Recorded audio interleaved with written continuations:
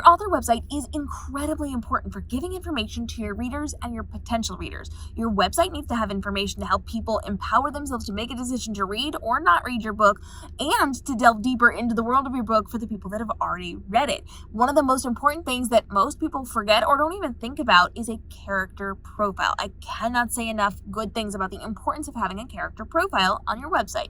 These are for all of your main characters, maybe your side characters as well, and this includes information about the characters. First and last name, if applicable. You're going to have hair color, eye color. You're going to have their wardrobe. You're going to write all these things out so that if people want to do fan art, cosplays, or if they want to be giving information or to have conversations about it, or just to look these things up, that information is ready and available to them so they don't have to go back into your book to find it. Because let's be honest, we do not give a description of our characters in our books in one location. We don't look at our characters and say, this is the hair color, and this is the eye color, and this is what they're wearing. We just don't do that. We disseminate this information throughout the course of our story. Readers pick up on these things, and they're able to go from there. But that's a lot of research if they have to go back to make their cosplays or to make their fan art or to make the things that they're doing. Having it on your website is incredibly important. And I cannot say enough to the benefit of actually adding in character art as well. This can be fan art. We've had lots of videos on how to do fan art ethically and legally and all of those things. In fact, we just had a really great episode out with our lawyer about this. You can use those. You can hire or commission fan art. You can do all sorts of things. You can use like AI created things, but remember there's no copyright protection with those. So there's a lot that goes into this, but have examples, even if they're just sketches. They don't have to be fancy. They don't have to be expensive. You can have character art that's going to allow you to convey some information to your audience. But more than that, you need to have the statistics. Now this can be done in a document. They can download the document, but that's not really going to work to your benefit. So I recommend having it directly on the website. It can be something that accordions out so that they can see more. It could be something that's just there. You can do it in a bullet point format. You can have paragraphs, whatever you need to do, but make it accessible to your audience for the cosplays and for the fan art.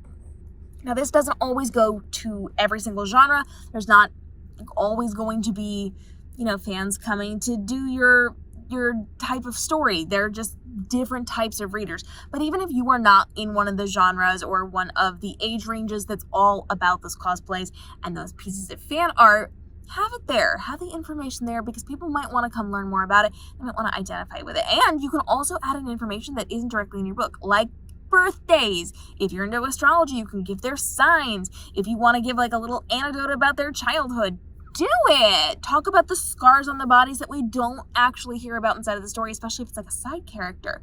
Have those things there and in your character profiles. Again, if your characters get hurt along the journey in the story, if they get a cut, if they break an arm, if they, do something, have that there.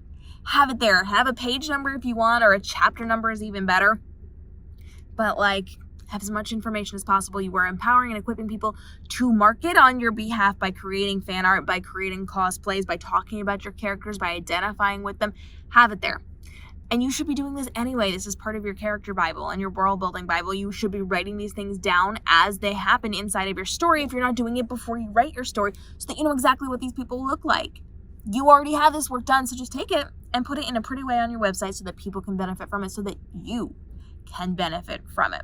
Questions on how to do this, go ahead and drop those down below. If you want to talk more about how you can be building this out, or if you want to talk about how you can specifically add it into your website, we can do a whole series on designing your author website if that's something you want. Let us know down below. Let us know if you're excited for characters, for your fan art, for your cosplays, for all of those things, and get those character profiles in gear so that you can benefit from these inside of your website to make sure we're working smarter, not harder when it comes to your author life. And follow along, because every single day we're dropping brand new videos to help you navigate the world of publishing, from writing to publishing to marketing, to make this as easy as ever, to make sure this is your most profitable author year while you are also living your best life and living out your author dreams. We'll see you in the upcoming episodes.